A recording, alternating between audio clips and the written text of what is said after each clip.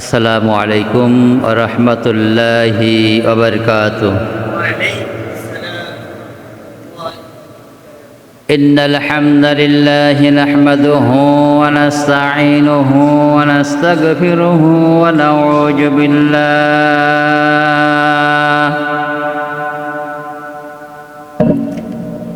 নাউযু বিল্লাহি মিন শুরুরি أنفسنا ومن سيئات أعمالنا من يهد الله فلا مضل له ومن يضلله فلا هادي له ونشهد أن لا إله إلا الله وحده لا شريك له ونشهد أن سيدنا وحبيبنا ومولانا محمدًا عبده ورسوله الذي أرسله بالحق بشيرا ونذيرا وداعيا إلى الله بإذنه وسراجا منيرا فقد قال الله تعالى في كلامه المجيد والفرقانه الحميد أعوذ بالله من الشيطان الرجيم بسم الله الرحمن الرحيم لن ينال الله لحومها ولا دماؤها ولكن يناله التقوى منكم صدق الله العظيم وقال النبي صلى الله عليه وسلم إنما الأعمال بالنيات إن الله وملائكته يصلون على النبي يا أيها الذين آمنوا صلوا عليه وسلموا تسليما اللهم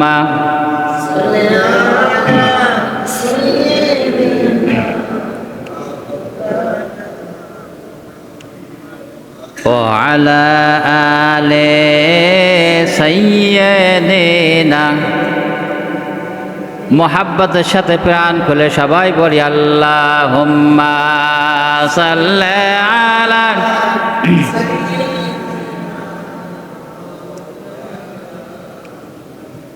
ওয়ালা আলি সাইয়্যিদিনা।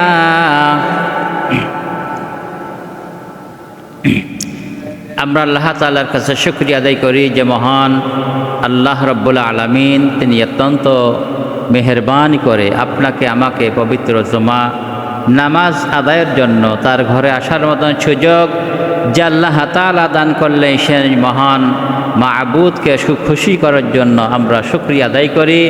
সবাই বলি আলহামদুলিল্লাহ। মোহাব্বতের সাথে আরও জোরে বলি আলহামদুলিল্লাহ। আমার ভাইরা ভূমিকা রাখতে চাই না, সরাসরি আলোচনায় যাই যেহেতু সময় কম। আমরা বিগত জুমায় যে জিলহজের গুরুত্ব সম্পর্কে শুনছিলাম আর জিলকদ মাসেরও শুনছিলাম। আমাদের সামনে আসতেছে কি মাস এবার? জিলহজ মাস। এই জিলহজ মাস আসলে সবার আনন্দ লাগে, কিন্তু লাগে না? কিসের আনন্দ? ঈদুল আজহা আছে সেই আনন্দ, আর ঈদুল আজহার নামাজের পর কি হবে? কুরবানি হবে, গোস্ত খাওয়ার আনন্দ, নাকি? ওই ভাই বলতেছে গোস্ত খাওয়ার আনন্দ। কিন্তু এই আনন্দ ঠিক উপভোগ করবেন, জিলহজ মাসের আনন্দ উপভোগ করা যাবে, কিন্তু তার আগে কিছু শর্ত আছে, তার আগে কিছু ইবাদত রয়েছে, ওইগুলো আমাদের করা একান্ত জরুরি। আপনার কুরবানির গোশ খাবেন, কুরবানি দিবেন, এই কুরবানি অন্য অন্য ইবাদতগুলো করবেন, ভালো করে খেয়াল করেন, অন্য অন্য ইবাদতগুলো করবেন। যেমন আপনি মসজিদে 1000 টাকা 5000 টাকা দান করলেন, এই দান করার পরে এই দানের টাকাটা কি কোন ব্যক্তি নেবে? কে নেবে? মসজিদ কমিটি নেবে, আল্লাহর জন্য। কার জন্য? আল্লাহর ঘরের জন্য। কিন্তু ওই 5000 টাকা আপনি যে দান করলেন, এই 5000 টাকা আপনি আর কি ফেরত চাবেন? এ পর্যন্ত চাইছে কেউ? এ কোনো এর বিনিময় কিছু চাইনি, একমাত্র আল্লাহকে খুশি করার জন্য। আল্লাহ পাক যদি খুশি হয় তাহলে এর বদৌলতে আল্লাহ তাআলা সাদকায়ে জারি হিসাবে এটা কবুল করবেন, নাকি? আচ্ছা, যে প্রত্যেকটা ইবাদতের ক্ষেত্রে আপনি লক্ষ্য করে দিয়ে দেখেন যে আপনি ইবাদত করলেন কিন্তু আপনি ফেরত যোগ্য, ফেরত নেবেন, এর বিনিময় ফেরত নেবেন, কিছুই নাই, আছে? কিন্তু ঈদুল আজহা কুরবানির দিন, এই কুরবানি আপনি আল্লাহর রাস্তায় কুরবানি করবেন। কার রাস্তায়? আল্লাহর রাস্তায় কুরবানি করবেন, না নিজের ইচ্ছায়? আল্লাহর হুকুমে না? তাহলে এই কুরবানি গোস্ত স্যার আল্লাহ নিজে পারত, তাহলে আপনাকে খাতি দিল কেন? বলেন। প্রত্যেকটা উদাহরণস্বরূপ দেখেন, সব ইবাদতগুলো আপনি যেমন আল্লাহর উদ্দেশ্যে করছেন, একটা ফেরতযোগ্য না, কিন্তু কুরবানিটা আপনি কুরবানি দিলেন, আবার আল্লাহ আপনি কার নামে কার জন্য কোরবানি দিলেন? আল্লাহর জন্য না? তাহলে আল্লাহ আপনাকে আবার ওই কোরবানির গোশটা বলছে না, তুমি খাও, কুলু, তুমি খাও, যে কথা বলছিলাম। তাহলে এই রমজান আপনার জিলহজ মাস যখন আসে, তখন আমাদের কুরবানির সামনে ভেসে আসে। তখন দেখবেন যে আমরা কুরবানি দেব, কি কুরবানি দেব? ছাগল দেব না আপনার ওই গরু দেব, কি এইটা কি ভাগিতি দেব না একা একা দেব? সবাই কিন্তু কল্পনা জল্পনা করে না, আগের থেকে মাথায় এটা ঘুরপাক খেলে। আমার বন্ধুগণ, এই কুরবানি মানে এমন কোনো ব্যক্তি নেই যারা কোরবানি দিতে চায় না, কোরবানি দেয়। তার কারণ কি? কোরবানি দিলে একটা ফায়দা আছে, সে ফায়দাটা হলো এই যে আগে বললাম, গোশ পাওয়া যায়। যে নামাজ পড়ে না সেও কিন্তু কোরবানি দেয়, যে হজ করা ফরজ, হজেও যায় না, সেও কোরবানি দেয়। জাকাত দেওয়া ফরজ, জাকাত ঠিকঠাক মতো আদায় করে না, সেও কোরবানি দেয়। তার কারণ হলো এখানে লস নেই। লোক মনে করে যেখানে লস নেই, যে কোরবানি দিলে সে আমি গোশ খেতে পারবো। তাই যে কথা বলছিলাম, যে কুরবানি আপনি দিবেন, কুরবানি দেওয়ার আগে আল্লাহ রাব্বুল আলামিন যখন এই জিলহজের মাস চাঁদ উঠবে, তখন প্রত্যেক ব্যক্তি কিন্তু এই কুরবানি নিয়ে কল্পনা জল্পনা করতে থাকে। কিন্তু আমরা একটা ইবাদত ভুলে গেছি, যেটা নবী করিম সাল্লাল্লাহু আলাইহি ওয়াসাল্লাম হাদিস দ্বারা প্রমাণিত, এই আমলগুলো আমরা ভুলে গেছি, সেগুলো করি না, এইদিকে আমাদের খুব খেয়াল নাই। সেই আমলগুলো কি? সে আমল কয়টার কথা আমি বলবো, যেহেতু সামনে এখনো কোরবানির জন্য একটা জমা আছে। ওই জমায় কোরবানি মানে দেওয়া সম্পর্কে মাসলা মাসাইলের আলোচনা করা যাবে। আজকের কোরবানি আমরা যে আল্লাহ তাআলা কিভাবে কি করলে আল্লাহ তাআলা কবুল করবেন, আমাদের কোরবানিগুলো কবুল করবেন আল্লাহ তাআলা, আমাদের কিসের কারণে সেই দিকে সংক্ষিপ্তভাবে আলোচনা যাবো ইনশাআল্লাহ। আল্লাহ পাক তৌফিক দান করেন। আমার বন্ধুগণ, যে কথা বলছিলাম, যে জিলহজ মাস যখন আসবে, দেখেন আরেকটা জিনিস বলি, আল্লাহর নবী জনাবে মুহাম্মদুর রাসূলুল্লাহ সাল্লাল্লাহু আলাইহি সাল্লাম বলেছেন রমজানুল মুবারক মাসের শেষ দশকের দিকে, শেষ 10-20 রাত্রিতে ইবাদত করার কথা বলেছেন না বলেন নাই? বলেন না? আর এখানে বলেছেন জিলহজ মাসের প্রথম 10 দিন ইবাদতের কথা বলেছেন না বলেন নাই? বলেছেন না? তাহলে রমজান মাসে রাত্রিরে আর জিলহজ মাসের দিনে এই আমলগুলো করার কথা আল্লাহর নবী জনাব মুহাম্মদ রাসূলুল্লাহ সাল্লাল্লাহু আলাইহি ওয়াসাল্লাম বলেছেন। তাহলে আজকের আমলগুলো আমরা প্রত্যেক মুসলমান,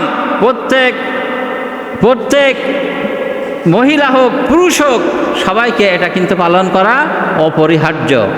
প্রথম নম্বর হচ্ছে যখন কোরবানির চাঁদ উঠবে, আমি কত জুমায়ও আপনাদের সঙ্গে এটা বলেছিলাম, যাতে এই কথাটা আপনাদের মনে থাকে কিংবা এটা যেন স্মরণে থাকে, এই কথাটা যেন আমরা গুরুত্ব দেই, এই জন্য কত জুমায় হালকা টাচ দিয়ে গেছিলাম।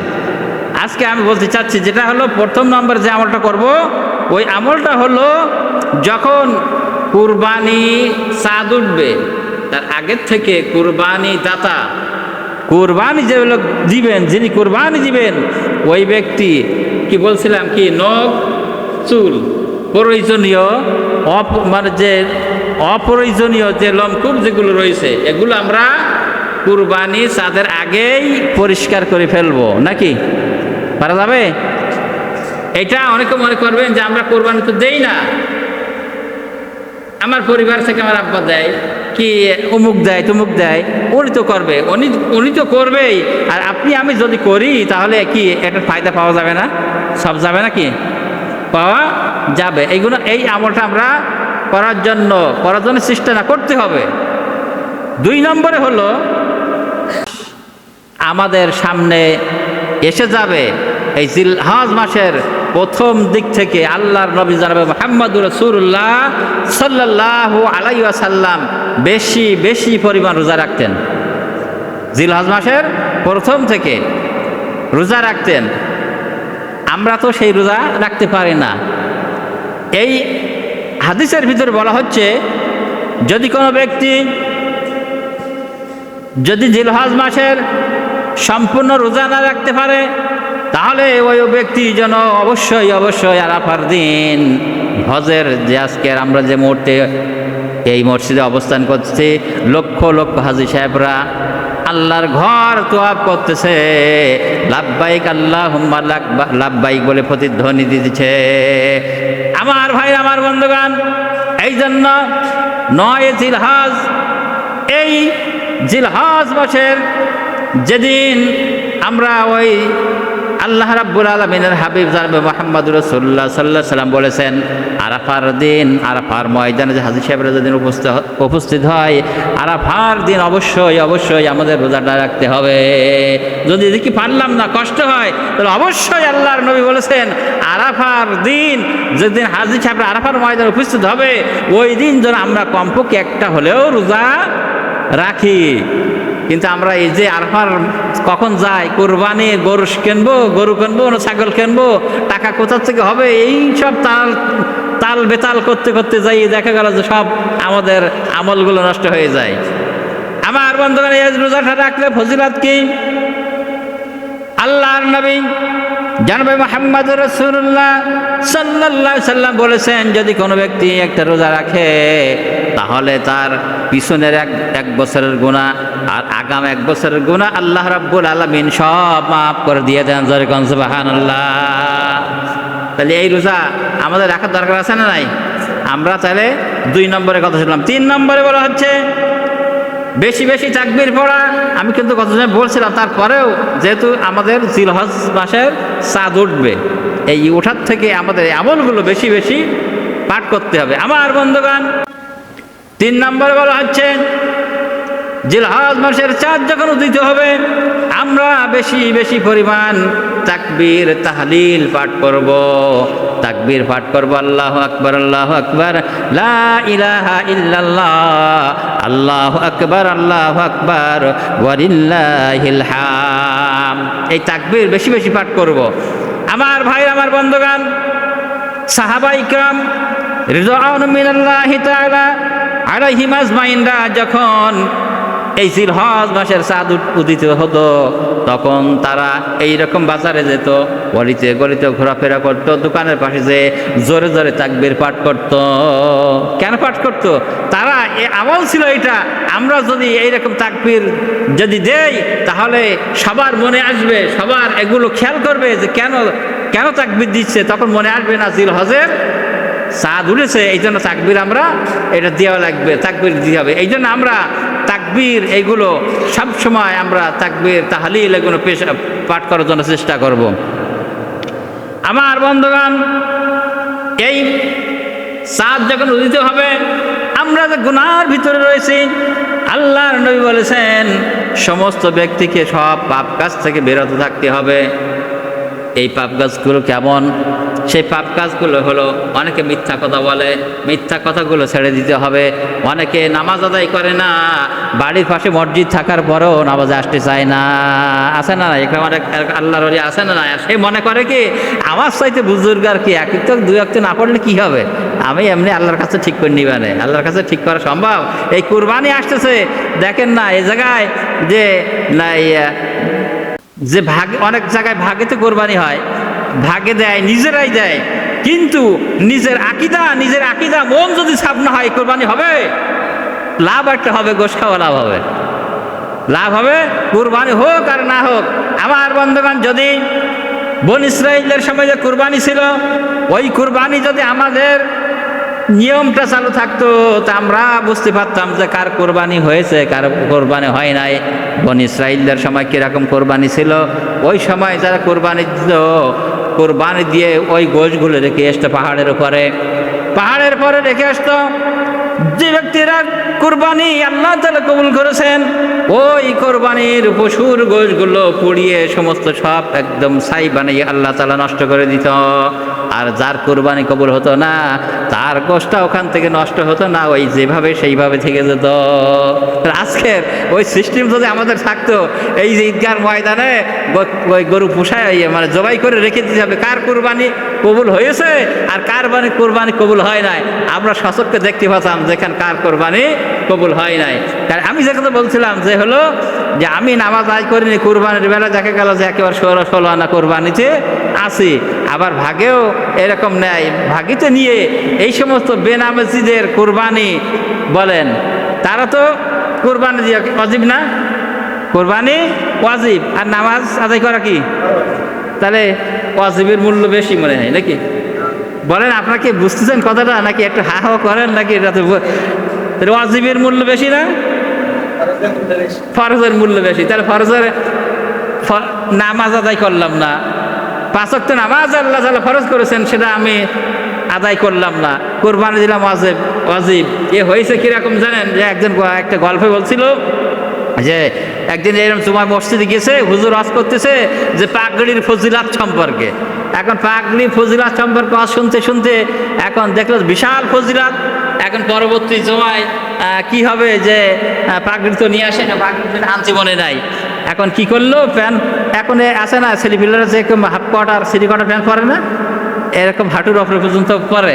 এখন তো পরা ছিল, এখন আইসি দেখে যে হুজুর আজকের পাগড়ির ওয়াজ করতেছে, কিন্তু পাগড়ি তো নিয়ে আসেনি, লুঙ্গি খুলে মাথায় বেরিয়েছে আর পিছনে পরা আছে কি হাফ প্যান্ট। তাহলে কি আপনার এখানে এই সচর ঢেকা ফরজ না? তাহলে ফরজ বাদ দিয়ে সে কি করলো, পাগড়ি বাঁধলো। তাহলে বলেন তার কি নামাজ হবে? তাই যে কথা বলছিলাম যে কুরবানির সঙ্গে আপনি যাকে ভাগে নিবেন তাহলে সে তার আমল, ইখলাস, তার নিয়ত এগুলো ঠিক আছে কিনা এগুলো দেখার প্রয়োজন আছে না নাই? কিন্তু আজকের আমরা এগুলো দেখি না, এগুলো আমরা খেয়াল করি না। আমার বন্ধুগণ, যে কথা বলছিলাম 3 নম্বরে হলো সমস্ত গুনাহ থেকে বেঁচে থাকতে হবে। আর সাধারণ 5 নম্বরে আমল হলো সাধারণ আমলগুলো বেশি বেশি করতে হবে। যেমন আমরা সকালবেলা ফজর নামাজের পরে একটা হাদিস তেলাওয়াত করলাম, একটা কোরআন তেলাওয়াত করলাম, তাসবিহ তাহলিল তেলাওয়াত করলাম, এগুলো বেশি বেশি পরিমাণ আমাদেরকে আমল করতে হবে। 5 ওয়াক্ত নামাজের পরে তাসবিহগুলো আদায় করতে হবে, যখন সময় পাবো কোরআন তেলাওয়াত করতে হবে। আমার বন্ধুগণ, তাই বলা হচ্ছে বেশি বেশি পরিমাণ আমাদেরকে তাসবিহ তাহলিল পাঠ করা লাগবে। 7 নম্বরে বলেছে যাদের অর্থ সম্পদ রয়েছে তারা হজ করতে যাবে, না হলে উমরা করার যদি সামর্থ্য থাকে উমরা আদায় করবে। 8 নম্বরে বলা হয়েছে তাকবীর পাঠ করবে 9 জিলহজের আসর নামাজ থেকে 13 জিলহজ আসর পর্যন্ত 13 জিলহজ আসর পর্যন্ত তাকবীর পাঠ করতে হবে প্রত্যেক মুসলমান। আর নর নারীর জন্য এটা ওয়াজিব করা হয়েছে, যদি কেউ যদি তাকবীর না পাঠ করে কিন্তু গুনাহগার হয়ে যেতে হবে। তাহলে তাকবীর আমরা এটা মনে রাখবো। কিন্তু আমার বন্ধুগণ, এরপরে ঈদের যে দিনের যে সুন্নতগুলো রয়েছে এই সুন্নতগুলো আমরা যথাযথভাবে আদায় করব।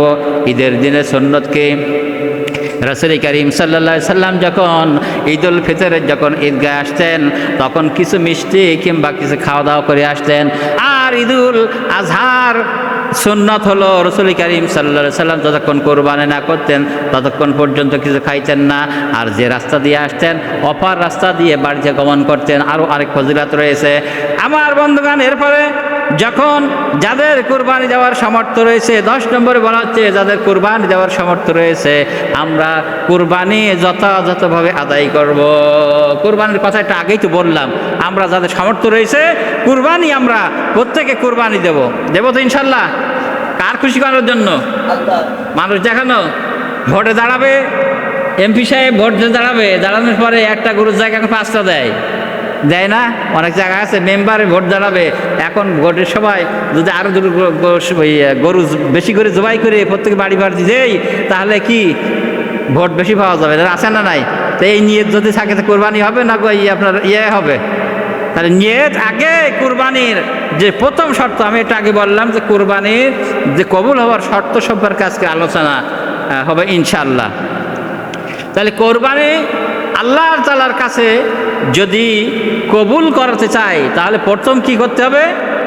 নিয়তকে বিশুদ্ধ করতে হবে নাকি? আল্লাহ রাব্বুল আলামিন তাই বলেন লা ইয়ানালাল্লাহা লুহুমুহা ওয়ালা দিমাউহা ওয়ালাকিন ইয়ানালুহুত তাকওয়া মিনকুম। আল্লাহ রাব্বুল আলামিন বলেন তোমরা যে পশু জবাই করো ওই পশুর রক্ত আমি আল্লাহ তাআলার কাছে আসে না, ওই পশুর গোশত আমি আল্লাহ তাআলার কাছে আসে না, হাল হাড্ডি কিছুই আসে না। আমি আল্লাহ তাআলা কোনোটাই গ্রহণ করি না, কোনোটা তুমি বান্দার কাছ থেকে আমি নেই না। আমি তোমার বান্দার কাছ থেকে গ্রহণ করি একটা মাত্র জিনিস, সেটা হলো তোমার নিয়ত। কি আল্লাহ তাআলা বলছেন আমি কিছুই নেই না তোমার কাছে, কি কিছুই চাচ্ছি না, আমি চাই শুধু একটা, সেটা হলো তোমার মনের নিয়তটা, তাকওয়াটা আমি দেখতে চাই যে তোর মনের নিয়তটা কি। মনের নিয়তটা আল্লাহ তাআলা দেখতে চান। তাহলে কুরবানি দেব, কুরবানি দেওয়ার সময় যদি আপনার আমার নিয়ত থাকে যে আজকের আমার এই কোরবানি গোশ হবে, এই গোশ দিয়ে আমি এই করব, ইলেকশন করব, অমুক করব, তমুক করব, এইরকম নিয়ত যদি থাকে আমার বন্ধুগণ কোরবানি কখনো হবে না। কোরবানি আপনি আপনার 10,000 টাকা দিয়ে হোক কি 12,000 টাকা দিয়ে হোক কি 15,000 টাকা হোক, একটা বকরি দেন কিংবা একটা ছাগল দেন না কেন, কম টাকার ভিতরে হলেও সেটা যদি খালেস নিয়েছে আল্লাহর জন্য হয়, আল্লাহ রাব্বুল আলামিন বলেছেন তার কুরবানি আমি কবুল করে থাকি। তাহলে তার কুরবানি আল্লাহ তাআলা কবুল করেন। আজকের আমাদের অনেক নানান মত, নানান পথ। আজকে দেখা যায় অনেক জায়গায় দেখা যায় যে গরু কিনবে, গরু কিনতে গেলে কুসাইদার সঙ্গে করে নিয়ে যেতে যে কতটা গোশ হবে আর কত টাকা নেওয়া যাবে ওই কুসাইদার নির্ধারণ করবে, আর তখন ওই মালিক গরু কিনবে। আবার এখন এরকম সিস্টেম হয়েছে যে কুসাইদার আমাদের সঙ্গে পার্টির সঙ্গে যোগাযোগ রাখে, যদি আমি এত টাকা বিক্রয় দিতে পারি তাহলে আমার এর মাঝখানে কমিশন আছে, আবার একটা আছে না, এরকম এদিকে আছে কি জানে না। কিন্তু এগুলো চলতে কোন কোরবানি দিবেন আপনি খালেস নিয়েতে চা হোক না কেন আপনার মনের ব্যাপার এটা, কিন্তু আপনি এত ওসিলা কেন নিচে যাবেন, এত হিসাব কিতাব করার। এখন আবার এই কয়দিন দেখতেছি একটা স্কেল উঠেছে যে গরু মাপার জন্য একটা স্কেল মনে হয় এখনো বাজারে আসেনি, আসবে খুব তাড়াতাড়ি। যাই হোক আমার বন্ধুগণ, যে নিয়তটার কথা বলছিলাম, আপনার আমার নিয়তটা যদি আল্লাহ রাব্বুল আলামিনের উদ্দেশ্য হয় তাহলে আল্লাহ তাআলা কিন্তু আপনার আমার কোরবানি কবুল করবেন। আমার ভাইরা একটা হাদিস বলতে চাই, এই নিয়তের ব্যাপারে আল্লাহর নবী জনাব মুহাম্মদুর রাসূলুল্লাহ সাল্লাল্লাহু আলাইহি সাল্লাম বলেছেন কিয়ামতের ময়দানে এক ব্যক্তিকে ডাকা হবে, ওই ব্যক্তি ছিল আলেম ছিল, ওই ব্যক্তি আলেম ছিল, আলেমকে ডাকা হবে, ডেকে বলবেন কিয়ামতের ময়দানে আল্লাহ পাক জিজ্ঞেস করবেন, ও আলেম তুমি দুনিয়া থেকে আমার জন্য কি করেছো? ওই আলেম ব্যক্তি বলবে, আল্লাহ তাআলা আমি কোরআন শিক্ষা করেছি, রাসূলের হাদিস শিক্ষা করেছি, তদ অনুযায়ী আমল করেছি, আর কি করেছি? আমি মানুষদের কাছে এই দাওয়াত পৌঁছাই দিয়েছি। আল্লাহ রাব্বুল আলামিন বলবেন, ও আলেম না না, তুমি ঠিক কথা বলো নাই, তুমি দুনিয়াতে জ্ঞান অর্জন করেছিলে, একমাত্র তুমি যে বড় আলেম হয়েছিলে এই জন্য দুনিয়াতে তোমাকে লোকে বড় আলেম বলে ডাকবে, বড় কারি সাহেব বলে ডাকবে, মাওলানা সাহেব বলে ডাকবে, এই জন্য তুমি এলেম শিক্ষা করেছো। আমার বন্ধুগণ, শুধু তাই নয়, ওই আলেমকে বলা হবে, এখন বর্তমানে যে সমস্ত আলেম অনেক রয়েছে, অনেক জায়গায় রয়েছে, সমাজের ভিতরে দুই একজন আছে, এটা জাহেল করার জন্য আমার বন্ধুগণ তারা কি করে, যে নিজেকে মাওলানা সাহেব বলবে, নিজেকে মুফতি সাহেব বলবে, নিজেকে এইরকম বড় সুফি সাহেব দরবেশ সাহেব বলবে, এই জন্য তারা এই মানে ওত পেতে বসে থাকে। যদি কোনো ব্যক্তি মাওলানা সাহেব না বলে আবার তা কিন্তু অসন্তুষ্ট হয়, এরকম আছে না? দু একজন আছে যে যদি মাওলানা সাহেব না বলা হয়, হজ করে আইসি লক্ষ লক্ষ টাকা খরচ করে, যদি হাজী সাহেব না বলা হয় মনে একটু কষ্ট লাগে না? লাগে কি না? লাগে। এরকম অনেক জায়গায় আছে কিন্তু, যে লক্ষ টাকা খরচ করে হজ করে আসলাম, হাজী সাহেব বলে না, নামের আগে আল হাজ লেখে না, তাহলে এই সমস্ত হাজী কি আল্লাহ কি কবুল করবে? আমার বন্ধুগণ, ওই আলেমকে বলা হবে, আলেম ব্যক্তি আল্লাহ তাআলা বলবেন, তুমি যে কথা বলেছো এটা সঠিক না, তুমি যে এলেম শিক্ষা করেছিলে দুনিয়ার ক্ষেত্রে তোমাকে বাহবা দিবে, মানুষেরা তোমাকে বড় আলেম বলবে, কারি বলবে, এই জন্য দুনিয়াতে তুমি সব পেয়ে গেছো, আমি আল্লাহ রাব্বুল আলামিনের কাছ থেকে তোমার কোনো পাওনা নাই। কি আমার কাছ থেকে কোনো পাওনা নাই? দুনিয়ার উদ্দেশ্যে করেছিলে, দুনিয়া থেকে তুমি ফল পেয়ে গেছো, আজকের তুমি আমার উদ্দেশ্য যদি করতে আমি তোমার ফল দিয়ে দিতাম। আজকের ফেরেশতাদেরকে অর্ডার দেওয়া হবে, আমার ফেরেশতারা এই ব্যক্তি যেটা বলছে মিথ্যা কথা বলছে, এই ব্যক্তিকে টেনে হিসড়ায়ে উপর করে জাহান্নামে নিক্ষেপ করা হোক। আমরা আলোচনার দিকে খেয়াল করি, যে করতেছে ওনারাই মুখ বুঝে কাজটা করুক, আলোচনার দিকে খেয়াল করি। আমার বন্ধুগণ, 2 নম্বরে যে ব্যক্তি দাতা, অনেক ধন সম্পদ দেওয়া হয়েছে, ওই ব্যক্তিকে ডাকা হবে, আল্লাহ রাব্বুল আলামিন ডাক দিবেন, ওই দাতাকে ডাক দিবেন, ডাক দিয়ে বলবেন, তোমাকে অনেক ধন সম্পদ দিয়েছিলাম, তুমি আমার জন্য কি করেছো? ওই ব্যক্তি তখন বলবেন, আয় আল্লাহ তাআলা আমাকে অনেক অর্থ সম্পদ দিয়েছিলেন, কিন্তু ওই অর্থ সম্পদগুলো আমি মসজিদে দিয়েছি, মাদ্রাসায় দিয়েছি, আমার বন্ধুগণ ইসলামী আন্দোলন দিয়েছি, অনেক অনেক ভালো কাজ করেছি এই অর্থ দিয়ে। আল্লাহ তাআলা ডাক দিয়ে বলবেন, বান্দা তুমি মিথ্যা কথা বলেছো, তোমাকে অর্থ দিয়েছিলাম, তুমি মসজিদে দান করেছো, যে ওখানে দাঁড়িয়ে দান করেছো, আর তোমাকে বাহবা দিয়েছে যে হাজী সাহেব এত লক্ষ টাকা দান করেছে, জোরে বলেন মারহাবা। এইরকম মারহাবা পাওয়ার জন্য তুমি যে দান করেছো, তোমার দান কবুল হয় নাই। তুমি যে মাদ্রাসায় দান করেছো, তুমি যে এতিমখানায় দান করেছো, যেখানে দান করো না কেন, লোক দেখানোর জন্য দান করেছো, আমার সন্তুষ্টর জন্য তোমার দান হয় নাই। আজকের আমার কাছ থেকে তুমি কোনো নিয়ামত পাবা না, আমার কাছ থেকে কোনো যে ফায়দা পাবা না। আল্লাহ তাআলা তখন ফেরেশতাদেরকে ডাক দিয়ে বলবেন, আমার ফেরেশতারা এই ব্যক্তি মিথ্যা কথা বলেছে, তার দুনিয়ার উদ্দেশ্য ছিল, দুনিয়ার উদ্দেশ্য সফল হয়ে গেছে, আমার কাছ থেকে কিছু তার পাওয়ার নাই, তাকে উপর করে টেনে হিচড়ায় তাকে জাহান্নামে নিক্ষেপ করা হোক। আমার বন্ধুগণ, তাহলে এখানে কি বোঝা যাচ্ছে? সব মনের ব্যাপার, নিয়তের ব্যাপার। আপনি যা করবেন, এই যে নামাজ পড়তে আসছেন, এটাও কি একটা নিয়ত না?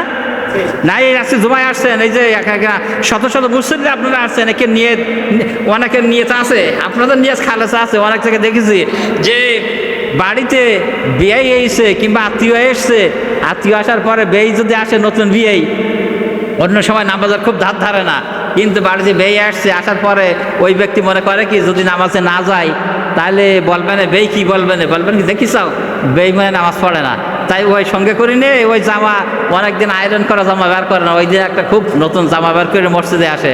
আপনাদেরকে না থাকতে পারে, অনেক জায়গায় আছে এরকম। এখন ওই ব্যক্তি যে নামাজ পড়তে আসলো কি বের সন্তুষ্ট করার জন্যে আর না আল্লাহ সন্তুষ্টের জন্যে? বের সন্তুষ্ট করার জন্য। নামাজ কার জন্য হলো? বের জন্য হলো। তাহলে বোঝা যাচ্ছে যে কথা, আপনারা আজকে এখান থেকে হাদিস থেকে মিলাই নিতে হবে যে আমরা যে সৎ আমলটুকু করব, যে আমলটুকু করব, সব আমলটুকু যেন আল্লাহর জন্য হয়। কার জন্য হয়? আল্লাহর জন্য। কোন মানুষের দেখানোর কোনো আমার দরকার নেই, মানুষ বাবা দেওয়ার দরকার নেই। আমি ওই যে বলে না যে তুমি ডান হাতে দান করবা, বাবার জন্য না জানে, এরকম আছে না?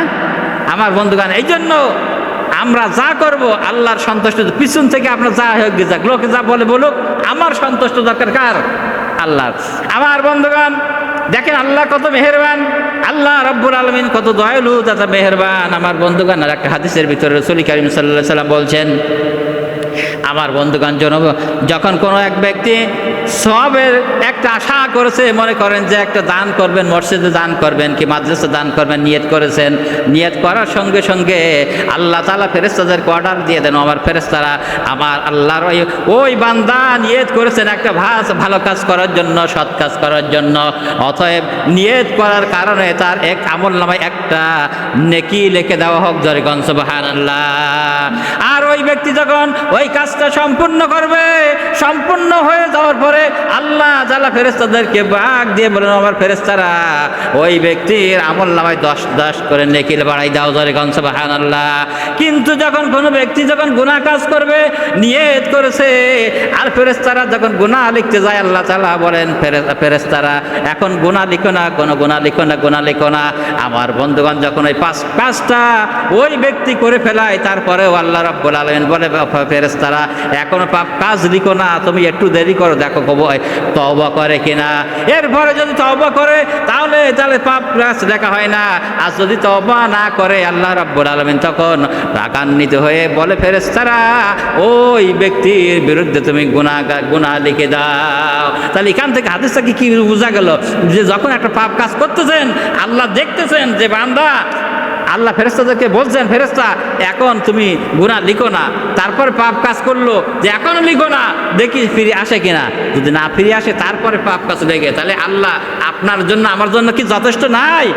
বলেন আল্লাহ একমাত্র আপনার জন্য আমার যথেষ্ট, যেরকম কে আল্লাহ যথেষ্ট নয়? আল্লাহ অবশ্যই যথেষ্ট। তাই যে কথা বলছিলাম, তাহলে আমাদের নিয়তকে আগে, আমরা তো কোরবানি দেব, আমাদের নিয়ত আগে ঠিক করতে হবে। আজকের দেখেন যেখানে বেনামাজি অনেক রয়েছে, অনেকের ইনকাম রয়েছে হালাল কি হারাম এরাও দেখি না, আবার নিজেও দেয় কোরবানি দেয়, একটা গরু দেয়, দুটো দেয়, সেটা আবার হালাল কিনা হারাম, অবৈধ টাকার কিনা, এটা আমরা খেয়াল করি না। আগে তো মাশাআল্লাহ মানে যারা মানে দেখা যেত আগে খালি পকেটে অফিসে যেত, খালি পকেটে অফিসে বেরোতো, আর পকেট ভর্তি করে নিয়ে বাড়িতে আসতো। মানে এমন একটা দিন ছিল, এমন একটা সময় ছিল যে খালি পকেটে যেত আর পকেট ভর্তি করে নিয়ে বাড়িতে ফিরতো। তাহলে এই সমস্ত লোকেরা যখন আমাদের চোখের সামনে দেখা, এই সমস্ত লোকেরা অনেক চাকরি থেকে রিটায়ার্ড হয়ে গেছে, মাশাআল্লাহ, এখন সে দাঁড়িয়ে এই পর্যন্ত, আর পাঞ্জাবি মনে হয় আমাদের সীমানে আরো লম্বা, মনে হবে আল্লাহর ফেরেশতা আসমান থেকে নাজিল হয়েছে। বলেন ওই সারা জীবন সুদ খেয়ে ঘুষ খেয়ে ওই রকম করে এখন পাহাড় তৈরি করে এখন হাজী সাহেব সেজে এসে যদি আমি সামনের কাতারে দাঁড়াই, এই নিয়ত কি হবে? এই নিয়ত জানেন কে? মনের খবর রাখেন কে? আমার বন্ধুগণ, এই জন্য আমাদেরকে দেখেন নামাজে অনেক রয়েছে যে কোরবানি আমার সঙ্গে ভাগই হবে না, অনেক মুসল্লি আছে এখন এই জুমা থেকে দেখবেন, এই জুমা থেকে সামনে জুমা থেকে অনেকে নতুন করে আসার চেষ্টা করবে, অনেক জায়গায় আছে কিন্তু যে কোরবানি ভাগি দিতে হবে, নাহলে আমার তো নেবে না। আমার বন্ধুগণ এই জন্য বলছিলাম বেনামাজি